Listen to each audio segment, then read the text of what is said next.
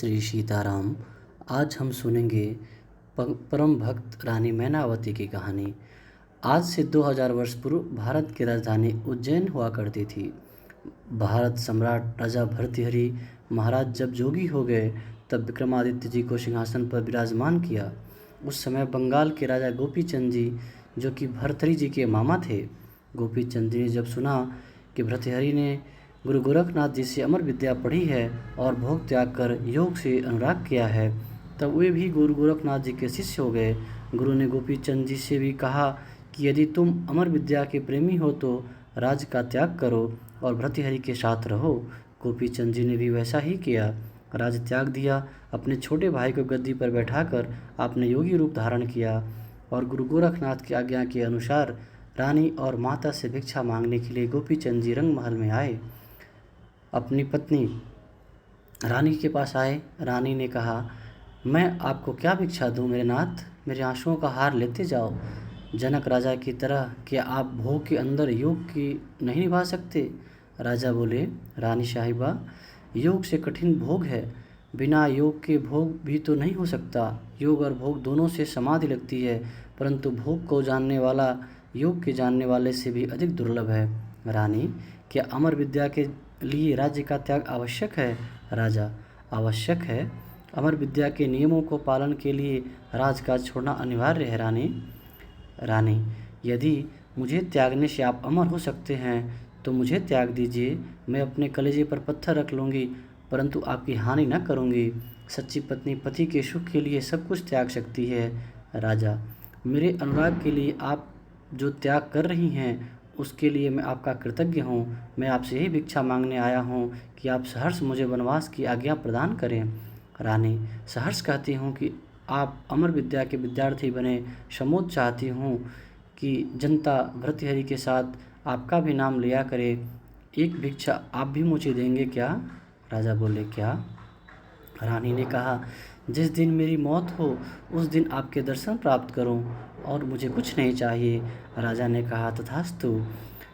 गोपीचंद जी अपनी माता के समीप गए, बोले, अलख माता जी, अलख, भिक्षा दीजिए।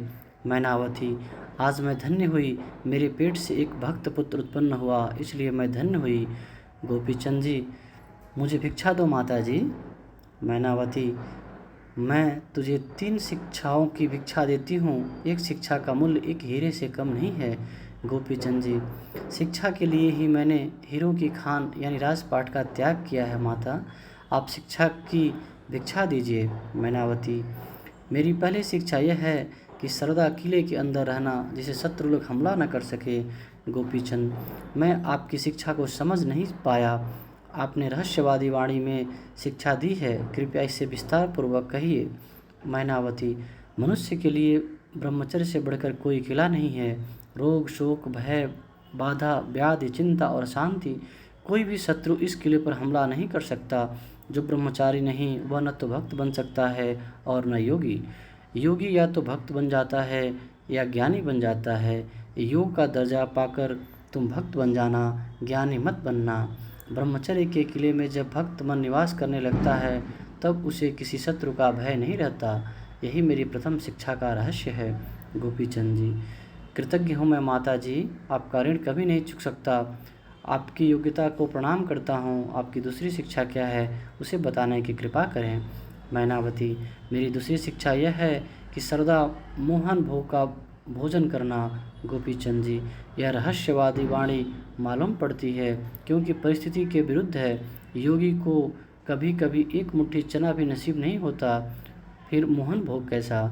मैनावती, दिन रात के 24 घंटे में केवल एक बार ही किलकिलाकर भूख लगा करती है, उस समय चना चबेना भी मोहन भोग के समान मालूम होता है। बिना भूख के मोहन भोग का भोजन भी चना चबेना है। एक हालत में चना भी मोहन भोग बन जाता है और एक हालत में मोहन भोग भी चना रह जाता है। मेरी इस दूसरी शिक्षा का रहस्य है कि दिन रात में केवल एक बार भोजन करना, सो भी तब जब भूख लगे। गोपीचंद जी, साधुवाद, आपका अनुभव लाजवाब है मेरी माँ। आपकी तीसरी शिक्षा क्या है? कृपया उसे भी विस्तार पूर्वक बताने की कृपा करें। मैनावती, तीसरी शिक्षा यह है कि जब नींद लगे तब मसहरी में सोना।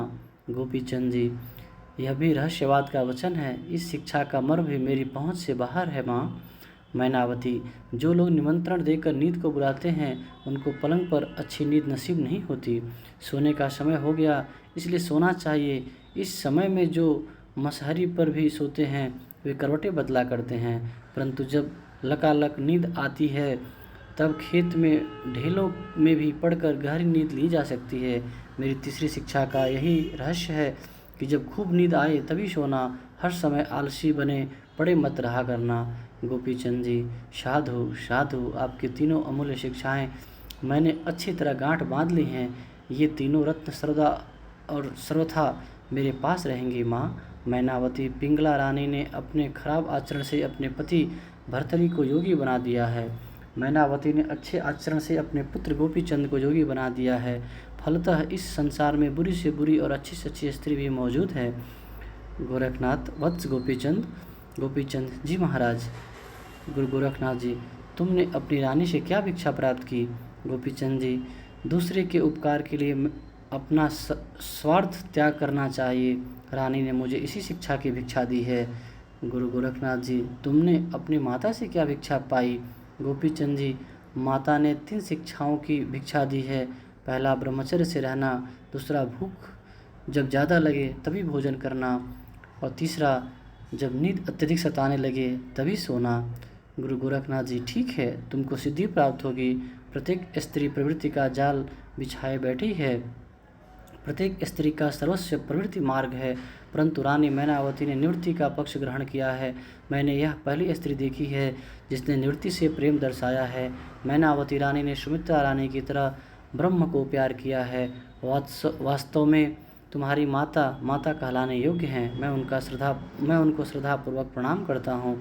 गोपीचंद जी, ईश्वर करें मेरी माता जैसी सब माताएं हो जाएं। गुरु गोरखनाथ जी, तुम और भर्तरी मेरे साथ साथ सियालकोट चलो। सियालकोट का राजकुमार पूरनमल बड़ी भारी विपत्ति में फंस गया है। पूरनमल को भी प्रवृत्ति के दलदल से निकालना है। उसके बाद तुम तीनों मेरे साथ विंध्याचल में चलकर तप करना और अमर विद्या का अध्ययन करना। मेरे द्वारा तुम तीनों अमर बनोगे। तुम तीनों की कहानी जगत में प्रसिद्ध होगी। गोपीचंद जी, आज तक कितने व्यक्ति अमर हो चुके हैं? गोरखनाथ जी, 1000। गोपीचंद जी, वे कहाँ रहते हैं? गोरखनाथ जी, हिमालय में। कोई सर्वत्र घूमते भी रहते हैं, परंतु कोई उनको पहचानता नहीं। वे लोग अपना नाम बदल लेते हैं। गोपीचंद जी, मर और अमर में क्या अंतर है? गोरखनाथ जी, खेत के काश्तकार 2 प्रकार के होते हैं, एक सिकमी और दूसरा दखलकार। सिकमी किसान को जमींदार बेदखल कर सकता है, परंतु दखलकार से खेत नहीं छीना जा सकता। तुम लोग शरीर रूपी खेत के अभी सिकमी काश्तकार हो। मेरी सहायता से अब तुम लोगों को दखलकार काश्तकार बनाना है, ताकि काल रूपी जमींदार तुम्हारा खेत न छीन ले। काल द्वारा शरीर इसलिए नष्ट किया जाता है कि जिससे किसी को अनुभव प्राप्त न हो। अनुभव की प्राप्ति से तुम ज्ञानी हो जाओगे और काल चक्र का बहिष्कार कर दोगे। तुम्हारे ऊपर काल चक्र का कुछ भी असर नहीं होगा। उस समय भक्ति की झलक सामने आएगी। मृत्यु प्रिय भक्त से जीवन प्रिय भक्त का दर्जा श्रेष्ठ माना गया है। लोग कहते हैं कि गोपीचंद भर्तरी अमर हैं और संसार में नाम बदल कर घुमा करते हैं। बोलिए भगवान की जय। बोलिए भक्तवत्सल गुरु गोरखनाथ की जय।